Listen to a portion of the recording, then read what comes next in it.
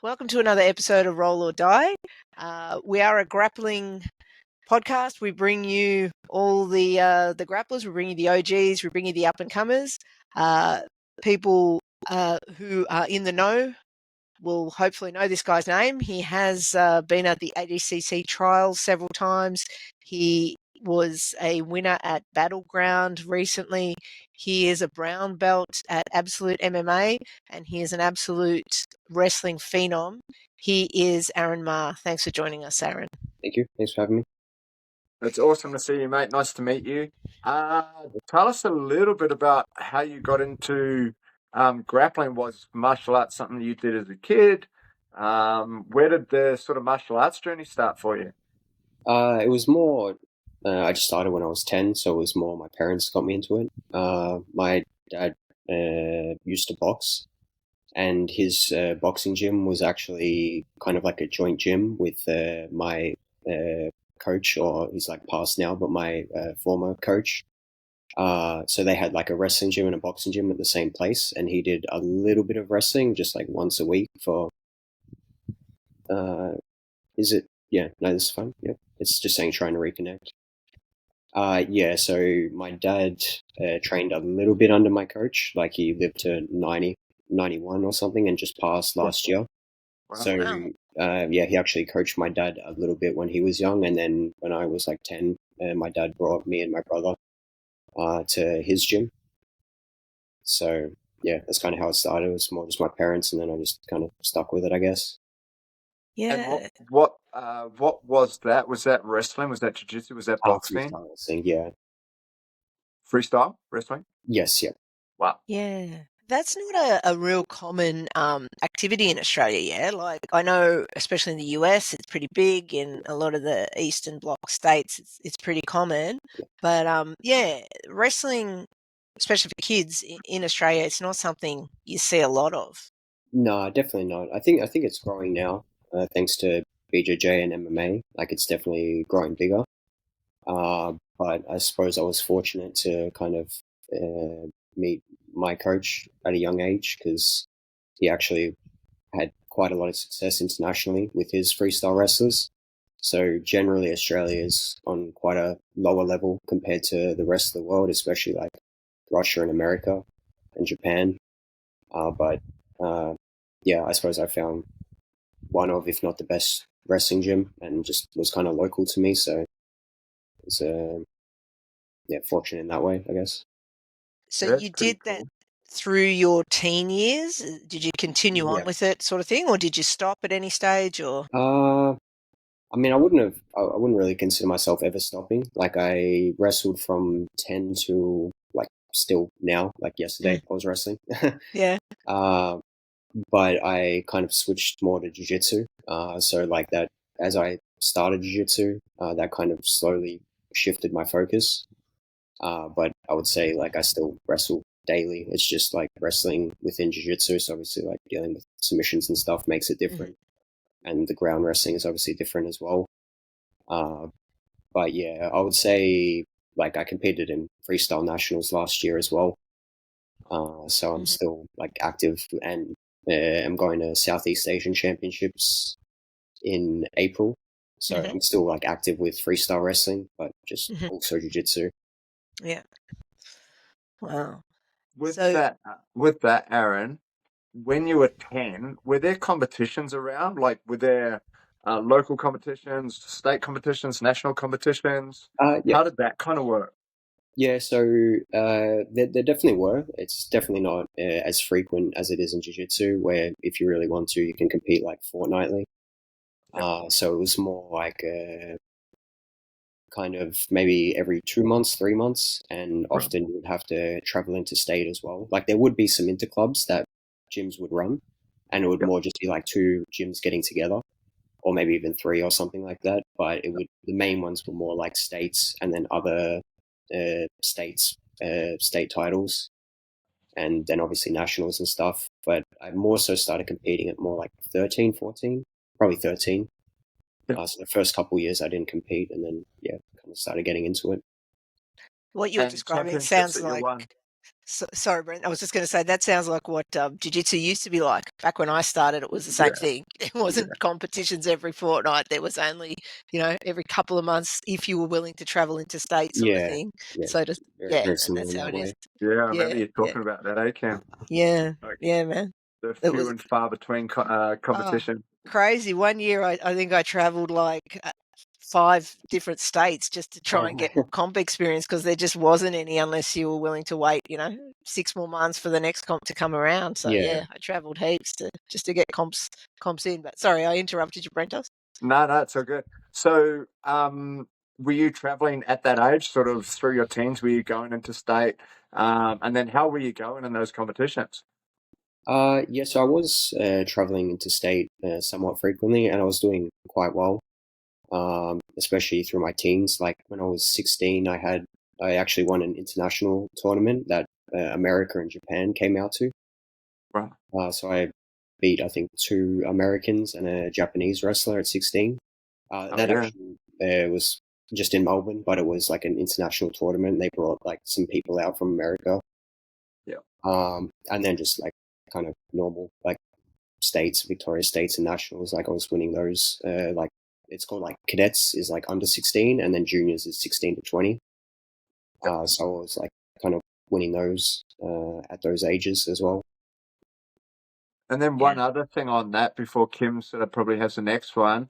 The wrestling weight cuts are famous, right? Like, was that something you were doing at that age? Was it something you ever did? Like, how did you find those sorts of things? What's the culture around weight cuts and that sort of thing for wrestling in Australia?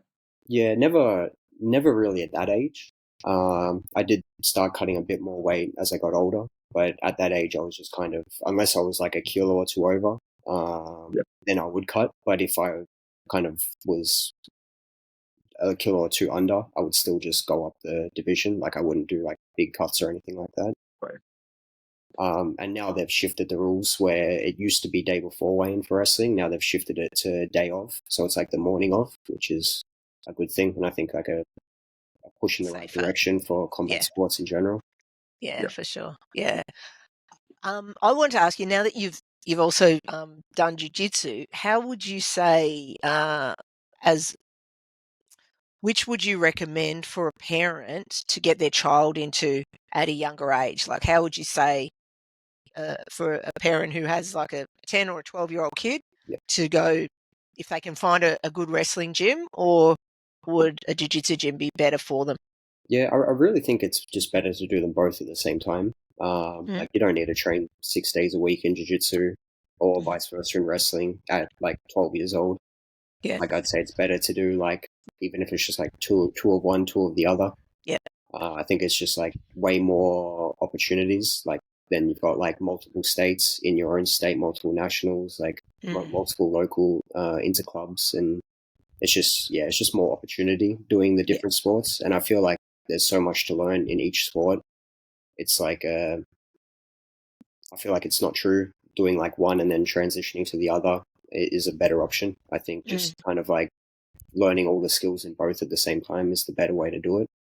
You don't think it's too overwhelming for kids? Like, because sometimes jiu-jitsu is a bit overwhelming for adults, trying Yeah, to get their head around all the stuff. I'm still yeah, trying to do that. yeah. I feel like it's not, because especially like at a young age, you're not dealing with like really high level guard players where you have to kind Yeah. of know how to deal with every single guard and all Mm, like the advanced stuff in the sports. true, Like you can true. kind of learn the basics and fundamentals of both Yeah. sports, and then as you get older, kind of add on to that with the more Mm, advanced stuff. true. Yeah, Yeah, yeah, I get it. I think Yeah. it's a better way to do it. So, and on that, then, tell us about your transition into jiu-jitsu.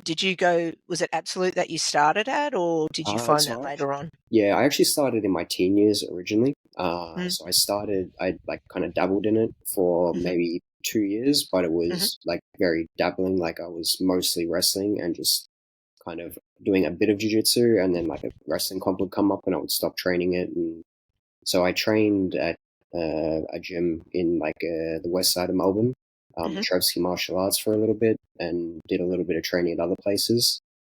But then I got back into it kind of in my adult years, mhm, where I kind of was just training with like friends and people I taught wrestling to. And then I eventually started at Absolute, maybe like 7 years ago or something now. Yeah. Yeah. And then just since then, just all Absolute. Yeah. Yeah. How did you find? Well, before I say that, do you train gi and no gi in jiu-jitsu? I actually just train no gi, so now these days I don't even own a gi. But when I was younger, I did do a little bit of gi. It was mostly gi training that I was dabbling in. Yeah, that's what I was going to say. Like going from wrestling and then you like going into wearing the gi. How do you find things like grips and those sorts of things? Was it an issue for you, or was it kind of so long ago you kind of like just move through it? Yeah, like I have kind of for fun, like on grading days and stuff, and I've jumped in the gi and rolled with it. I don't find it's a huge issue, but obviously I'm not versing like super high level black belts that are Sure. entirely gi players and stuff like that. It's more just having a bit of fun because it's grading day and I'm wearing a gi. So Yeah. so I probably can't answer that question properly, but I'm sure it would be if I competed internationally or nationally in gi. But when I've just messed around in the gym, it's been fine. We've just started, as of last episode, introduced some little questions at the end that Brent asked. I think I already know all the answers to all of the questions that you're going to ask him, Brentos, like straight off, given we might not need bother. to do it then, Kim. there's just some one word answers, which like you'll see what I'm about. Now I've done a little bit of homework into you, and I believe that your approach to wrestling training is a little bit stereotypically different to other coaches. Can you tell us a little bit about that? As in like freestyle wrestling like training, you or warm up with tech, for instance, sort of thing. I definitely you believe in year-round training, stuff like that. So. Yeah. I definitely put a large emphasis on drilling as the warm up, just because I feel like if you've only got an hour, then you're kind of wasting time doing a long warm up where then you're kind of eating into the drilling and the positional and the sparring. Mm-hmm. So I definitely would rather do like 20 minutes extra of technique over a 20-minute warm up. I just think like people can kind of do their own kind of whatever it is, like cardio work, strength training, mobility work. They can do it outside of the gym. Mm-hmm. Like really your goal when you go to a wrestling class is to learn how to wrestle. Yeah. But still like kind of a sufficient amount of warm up so you don't get injured. But I think just drilling can warm your body up enough to like train safely, I guess. Mm-hmm.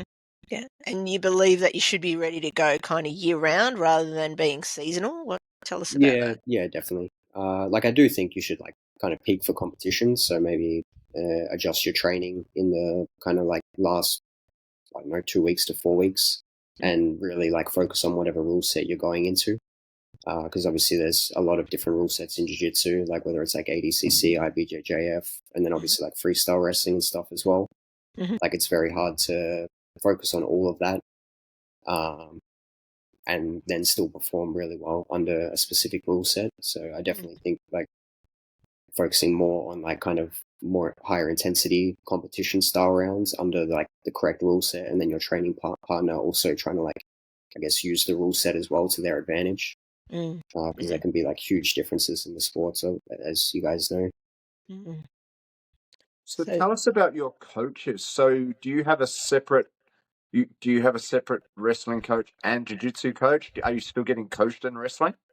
So I'm not getting coached in wrestling anymore. I've had kind of 2 wrestling coaches. My kind of first and main coach throughout my life was Sam Parker. The one that passed last year. He's kind of like the most accomplished Australian coach. Like he was an Olympian himself, and then he's had people place kind of like top 5 in the world, like multiple people, right. Commonwealth Games gold medalists. Just like really kind of like an outlier in terms of success in Australia for wrestling. Yeah. And then I've also was fortunate enough, because he actually had some Albanian students. I was fortunate enough to have a wrestler called Saeed Brisreni come out to Australia and naturalize to the country. And because that's such a long process, he was kind of in and out of the country for years and years and years. So whenever he was here, he was coming to the gym and kind of coaching me as well as training himself. And he placed third in the world when he was like 27, and he's now back in Albania, and he's like the president of wrestling in Albania. So I don't really like still talk to him, but I don't really. I'm not coached by him anymore. At least like I would still consider him my coach, obviously, but not. He's not like one-on-one teaching me or anything like that these days. Yeah. And what about then your foray into coaching yourself? How did you make that transition? I've been doing it since I was a lot younger. Like I think I've been coaching since maybe 21 or something like that. Mhm. So, but I was just teaching wrestling then. Now I teach wrestling and jiu-jitsu. Mhm. Yeah, so I just been doing it long time teaching. Like I kind of got into it very early, just as a bit of extra money kind of thing. And then Yeah. as I've gotten older, now I do it like kind of full time. Mm. Yeah. And then your journey through the jiu-jitsu ranks, mate. So tell us about that, Aaron. So were you competing as a white belt in jiu-jitsu, as a blue belt in jiu-jitsu? Like, how did that sort of look for you? Not really, because I kind of started jiu-jitsu and then COVID happened. I was kind of training kind of harder than I've ever trained in my life throughout COVID. Yeah, right. Was fortunate, like because of having like certain wrestling accolades, I was able to get like it was considered. Professional weight then, maybe. Yeah, so it was You got a considered my free weight. pass. Yeah, so I was very lucky in that sense because then also the guys at Absolute, because they were coaches Mm. and it was their job at Absolute, they also, so we just kind of trained even like through the strictest lockdowns. So I was training every day. Yeah. So I didn't really get a chance to compete at white or blue. And then I started competing at purple belt. And Tell us a bit about, like, especially the ADCC trials that from last year. so I How actually haven't that went? competed at ADCC trials. Oh, haven't you? No, I thought you had. no. I was planning to last year, but I ended up having like a really bad bout of like recurring staph for literally like 4 months straight. So I was just having too many issues, and I ended up having to pull out of it. But this year I will go for sure Yeah. in December. Yeah. So that's on the plan. So you started competing purple belt and obviously now brown belt. So you were competing just no gi. Were you traveling over to like no gi worlds? Were you doing have you done overseas competitions, and how are they? Well, have you done them? And then how are they sort of looking for you when you go? So I went brown belt no-gi worlds last year at the end of last Yep. year, and that was a really good experience. I won my first match and I lost my second match, but it was a very very tough division. We had like Yep.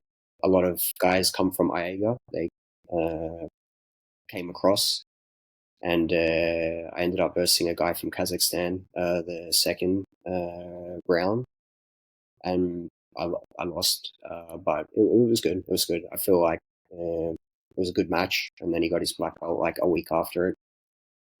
So yeah, it was really good because he's also got wins over some really really good guys, and some of the other guys in the division also had wins over like world class guys. So yeah, it was a good experience, especially since like I do like IBJJF, but it definitely doesn't favor me. I think it's a bit more favored towards the bottom player. There are certain rules in IBJJF, like kind of stalling calls. They get called really early if you're not kind of like actively passing for 8 minutes straight. And then they expect you to do like 5-6 rounds of 5-6 matches, and you literally have to be passing the entire time, or else you get like instant stalling calls. And then kind of things like a close guard, then you don't get stalling calls in close guard. So it definitely doesn't favor me, but I do like it, especially like the day of weigh-ins. So I guess any rule set has pros and cons to it, but I do like IBJJF. So it was a good experience, and I plan to compete more in IBJJF. Hopefully, go worlds this year. How did you feel that you stacked up? So you won your first match, kind of lost your second, and that was last year. So how did you actually feel that your jiu-jitsu stacked up against the sort of the two people that you went up against? Yeah, I felt good. I felt good. Like I felt like even the second match was a winnable match, and he actually has a win over the guy that won the entire thing in the brown belt division.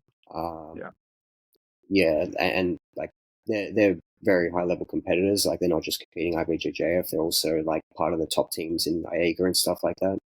Yeah. So even though I lost, I felt like it was potentially winnable if I did some things a bit better. I know that feeling, mate. Yeah. So yeah, it was more motivating than discouraging when I lost. Like I didn't really take it as a loss. I felt like I was kind of on par with their skill level, and they were kind of the top of the world.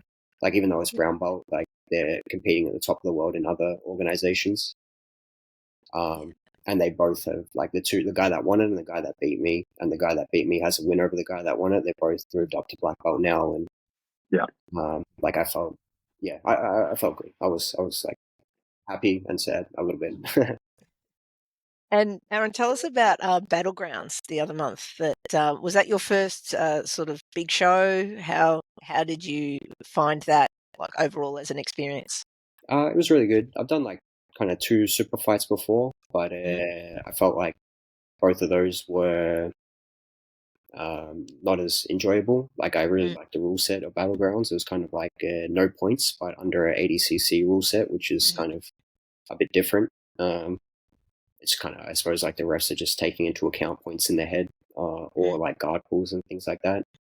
But it was a really fun experience. It's a good organization and had like good opponent, Peaches. So I was more excited about that. In my previous matches, I've kind of done trials to get into it, and then you're basically just versing the other guy that won the trials as well. So it wasn't necessarily like a really good opponent, like it could have been, and they were good. Like, I'm not saying they weren't good, but I felt like I much more enjoyed this because Peaches is a really good competitor. So I wanted to, like, I suppose the point of super fights is to get like really good matches. Like it makes it more enjoyable. Yeah. We should actually get Peaches on the podcast. I think he'd be hilarious. He's such a tough competitor, and he just puts it all out there. Hey, like he's like watching him. I've seen him a couple of times on Fusion, and he just goes hard the whole time. He's a legend. Yeah, he's really cool. Like I think the guy that owns Battlegrounds told me he's like a pound for pound strongest guy in powerlifting in Western Australia. So it's just short but very very powerful. And then so what weight category are you fighting at, Aaron? So in that competition, it was 65, but both of us weighed in quite light. Like I was 63.9 and he was 63.4. Yeah. So that was good because like normally I've been competing at like 67.5, like last year Brown Belt Worlds. Like really I should go down to 61.5, but it was more just like for experience. It wasn't, I mean, in hindsight I definitely should have, but I just went 67.5. I was weighing a little bit heavier earlier on, and it's day off, so I figured you're an in-betweener like me. Yeah, it's always like, do I do the stress of the weight cut, especially when you're traveling internationally? Like you just never know how your body's going to react and stuff. So but then you end up giving away like 4 kilos because you didn't cut. I know entirely what you mean. It's interesting that you say that you enjoy the IBJJF rule set because often wrestlers, to be honest, don't. I guess the ADCC rule set kind of favours wrestlers a bit more, but you find them both beneficial to you? Yeah, I definitely do. Like I feel like I've worked passing so much now. Like I would say my passing is still, like I would say my wrestling is better than my passing, but my passing is still kind of good enough. So I don't mind too much. The only thing I don't really like is kind of the stalling calls and how they're called. Like I feel like it's way too biased towards the bottom player in regards to close guard and not like, and then also the top player constantly having a kind of pass. It's like you can't really realistically pass for 8 minutes non-stop. It's like there are times where you're gonna be not moving. Obviously, ideally, that's when you're past the guard. But if someone's really, really good at guard retention, like it, it's just like I think they call it too early, and then kind of vice versa with the guard player, they can kind of hold you in close guard indefinitely, and you'll never. And like even the person being held in close guard will get the stalling call, even if they are trying to escape. That's like, I don't know. That's just I do like the rule set, like you said, but it's not ideal. But then neither is ADCC. Yeah. I can also, like say turtle, for instance, like it can be so difficult to score points because people can just turtle out of it. And it's so difficult to get a takedown and to pass a guard on high level people that you shouldn't be able to just kind of turn to turtle, then re-guard and kind of get nothing from that, not even an advantage like would be in IBJJF. Yeah, So like, no rule set is perfect, but yeah, I suppose I like them all in some ways and don't like them all in other ways. And what about the guard itself? How have you found as a wrestler that whole transition to being on your back? I do enjoy it. It's definitely not my competition game, so I don't do it as much as I play on top. But I tend to just kind of practice De La Riva or reverse De La Riva and play like crab ride and Berimbolos. Mainly because that's like kind of goes with my top game. I tend to try to use that to counter leg entanglements. So that's kind of what I do from the ground. From my back, just as a way to practice what I would do in my actual A game, even when I am playing guard.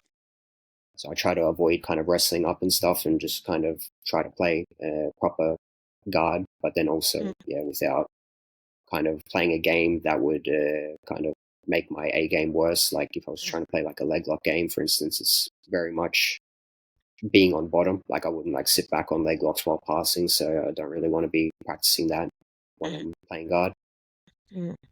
Is that something you had to put a lot of time? I suppose anything we're learning, we're putting time in, right? But coming from that wrestling sort of style, you're almost going in some ways against your nature, right? Like you've grown up just wanting to be on top, be on top, be on top. So things like leg locks, or even like, if by some chance somebody does take you down and you are on your back, how did you find that sort of transition, Aaron? Like, okay, now I'm playing guard and I don't necessarily want to be here. How did you sort of mentally go, okay, well, this is what it is? Yeah, I feel like I tend to really fight to stay off my back, Yeah. especially with the rule sets. Bloody wrestlers. Yeah, I mean, yeah, it's like 3 seconds to score a takedown. So just because you get put on your back doesn't mean you've actually lost points yet. So Just stand up. yeah, I definitely utilize that rule to not get scored on. But like in training, of course, I play guard. But yeah, in competition, I really try to stay on top no matter what. Because if you concede bottom, you've conceded points in some way, especially if it's from a wrestling situation or getting swept. So I definitely, like in competition, I fight for my life to stay on top. And another little piece of information I've learnt about you from my homework is that you're a vegan. Can you tell us how you got into veganism? Yep. So I've been vegan maybe 9 years now. I had like health issues when I was younger, like kind of a condition where you get like inflammation in your joints, and that really helped it. Like actually got rid of it. Like there was a period where there was times where it was so bad that I couldn't even like kind of move around without quite bad pain. So I feel obviously, like that all the time. What are you talking about? That's my life because I play so much gi. But yeah, yeah, go on. yeah. But yeah, I was super young at the time, so definitely wasn't normal for like a 20-year-old to be Yeah. kind of dealing with that much Mhm. pain. But it was obviously impacting my training massively. Like there were times I just could not train because of it. Mm. So going vegan actually got rid of the inflammation and kind of got me back to proper training. And then obviously I've stuck with it for that reason since then. Mm. So yeah, that's pretty much it. You're probably sick of people asking about it, but is that you're a pretty high level athlete, like how do you mind if I ask like how you go like with your diet? Is a lot of work, a lot of time has to go into sort of making sure that you get all your nutritional requirements in that Uh, sense or no? yeah, I don't think so, to be honest. Like I think a vegan diet is very like high in carbohydrates, which obviously is very important in sport, especially Mm. like when you're training like a high volume. So I really do think it actually aids me in that sense. Mhm. Like I feel like I outtrain kind of most people. Um, so I feel like, yeah, I don't feel any negative sides to it at all. Like I do try to hit a certain amount of protein, or like not really, like I'm not counting, but like I'm focusing on getting like clean sources of food, like tofu for protein, and like just soy products in general for protein, and then obviously most vegan food is high in carbohydrates, so I actually do feel like it aids my training more than takes away from it. Do you have routines like a week of sort of leading into competition? Are there things that you would eat routinely, or are things you don't eat, or meditation, or anything along those lines, like your week leading into a competition? Yeah, like kind of. I definitely try to eat very very clean, kind of the days out, and also take like 1 to 2 days off before the competition, just to like really kind of have my body fully recovered and kind of full of like glycogen and like fully replenished, especially as most of the time I'm competing underweight. So I want to, I suppose, try to utilize that to an advantage where everyone else is kind of depleting their body. I'm trying to like overly fuel my body, I guess, and have it 100% recovered. So I would say that's the main thing I would do. And then, as I said, just kind of like a more high intensity sessions and kind of less volume. Whereas like normally I'm training more high volume. So I suppose those are the only two things I do. And then obviously, Any sorry. any superstitions that you have, like that of anything you wear, anything you do, any music you listen to? And you're No. like, gotta drive in the red car, not the blue car.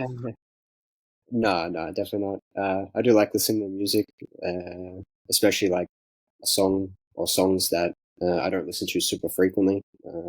Just, I don't know, so I enjoy the experience more, I guess. I don't know, but I don't think it's a superstition. And what's your walkout song for Battlegrounds or something? Have you got one specific one that you kind of always go with? Yeah, I do. I think it's like La Colin. I'm not even sure what it is. It's just like a good beat. It doesn't really even have much like any like lyrics over it. So it's just Just the beat. yeah, it's just a cool beat, and pretty much the only time I ever listen to it is with walkout songs, because it's not like a song you can listen to for enjoyment. And what's next for you, Aaron? You said, like, from a competitive point of view, you're going to look to the ADCC trials. But what about maybe from a coaching point of view? Is there anything that you wanted to share? Anything coming up there? Yep. Yeah. So I'm going to a wrestling camp next month. Actually, this month, the 23rd. So that'll be like 7 days at the IAS, and that's in preparation for the Southeast Asian Championships. So that'll be the month after. I think it's the 13th of May. So I'll have to go to Singapore for that, and that'll be good. Like doing more freestyle stuff, because like I wrestle on a daily basis, but it's like wrestling for jiu-jitsu, where obviously people are trying to get submission counters even from standing, and like front headlock chokes, all that stuff. So it would be good to focus on freestyle wrestling, the rule set, for a week, and like the other 2 weeks before the actual competition. So that's a focus, and then obviously ADCC trials in the end of the year. But kind of anything else that comes up, I'll try to get into as well. And what about you as a coach too, though? Yeah, as a coach, like I'm coaching at quite a few gyms, and it's kind of a big skill gap in some of them. Not skill, yeah, kind of skill gap between them. Like I coach the wrestling at Absolute, the pro class, like the grappling pro class. So obviously, there's like very very high level group there, but then I also coach in like smaller gyms as well. So I feel like I kind of enjoy that. Like it's like helping white belts win white belt tournaments, and then trying to help like really high level people win really high level tournaments. So I feel like in that sense, kind of looking forward to any competition. Like even if it's just grappling industries, if you're like invested in someone, it's kind of enjoyable to help them and go coach them and hopefully utilize what you're showing. So nothing in particular, but just every competition that people like my students will go in, and I look forward to that. And you've started your own gym too, right? So tell us a little bit about that. Yeah, so me and Dan and a friend called Ken have kind of started it just recently. It's going pretty good. It's just a very small scale thing. Like we're only doing a couple of days a week at the moment. Where is it and what's it called? I it's can in give you a plug. Dongdale, Yep. in like a community hall, and it's called the place is called like Manningham Disc. Mm-hmm. And yeah, so it's just a small thing, just a couple of days a week. Dan is doing most of the coaching, like I'm just there on the Sunday. Yeah. But yeah, it's just kind of like we both coach so much, we figured why not just try to do our own thing as well. So is it like a casual basis thing? People come in and just pay, or do they have memberships and It can stuff? be a membership or casual basis. Like Yep. it's very early on, like it's only been a couple months. Yeah. So it's very early stages, but it's enjoyable to do, and we're doing a lot of kind of like online social media stuff for it as well. So Yeah. doing a lot of filming and trying to put together some like instructionals for like the students that do sign up and stuff. So it's been a fun process. So give Awesome. us the name of the gym, and then can anybody follow that gym and get some of these nuggets from Instagram or whatever? Yeah, so it's like a Ascendex, ASCEND, and then just a capital X.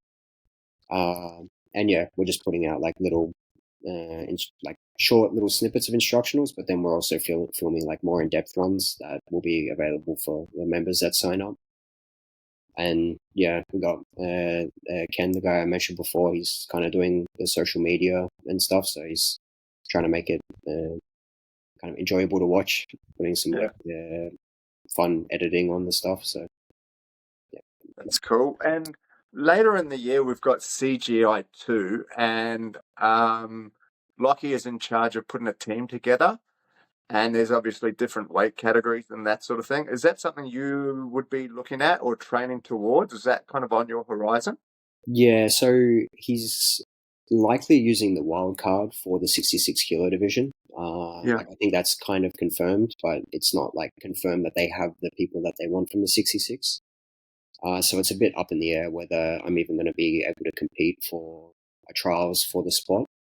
Okay. So I'm not like thinking about it too much because like he's already announced the under 99 and over 99 trials, and yeah, so it's kind of like I'm not really expecting there even to be a trials. There, I don't know if I should mention who they're going to get, but I do know who they're getting, Yep. or attempting to get. It's obviously on the people if they want to be a part of the team and all of that. So yeah, there still is a chance that there's going to be a 66 trials, and I will obviously do it if that does happen. But I also know what the plan is, like Lockie's plan, and I guess Craig's plan is for the team. So yeah, just kind of waiting until knowing exactly what's going to happen. That Yeah. probably segues nicely into your little questions, Brent. I reckon. Yeah. Although, like I said, from what you've given us, Aaron, I think I already know most of the answers. But there's a couple of ones that might surprise me. So I don't know. Yeah, you Let's. never know. If you're happy to. I might throw some weird ones in. Yeah, All true. right, Aaron. Yeah, mix it up. One word answers, or if you feel like it, mate, feel free to elaborate. All right. So iPhone or Samsung? iPhone.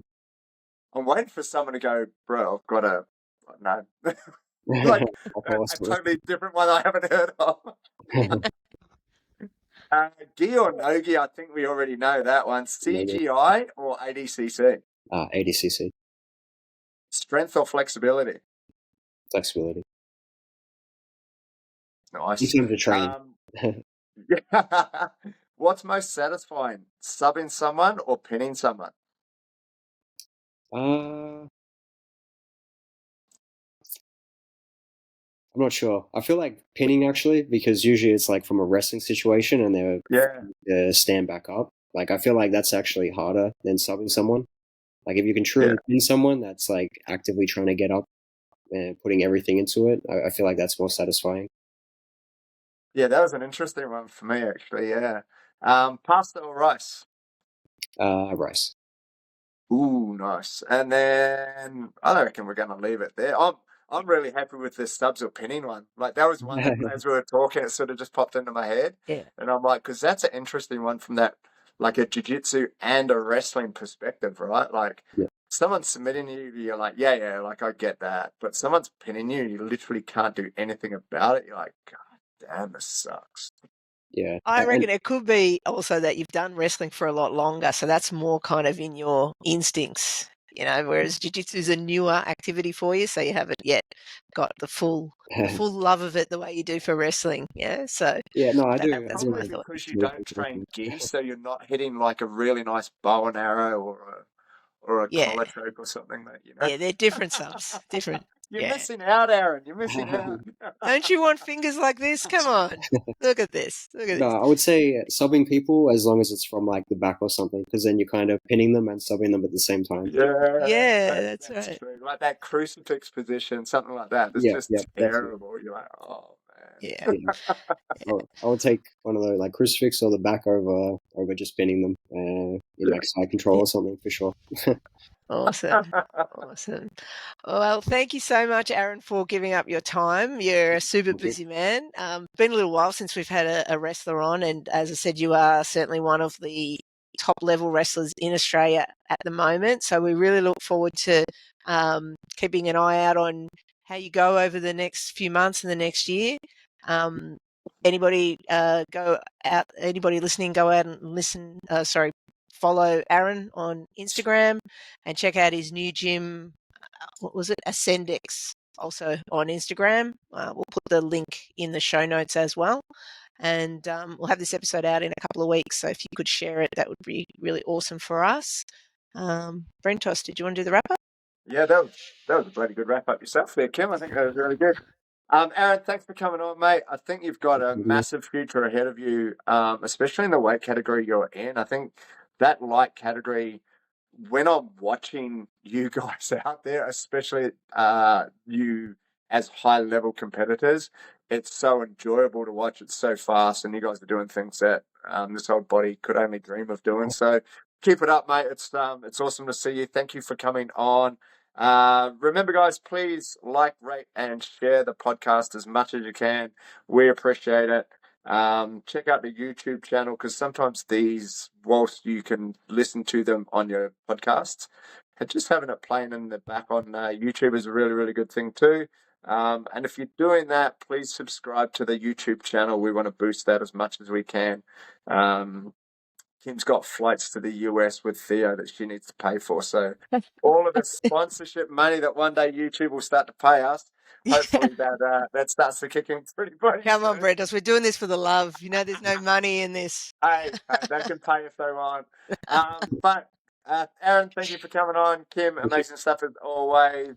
And we will see everybody on the next episode. Remember our sponsors that we do have. We've still got our shirts from Mana, and we've got our soap from Fuji Sports. So check that stuff out. The links will be below, and we will see you on the next episode of Roll or Die.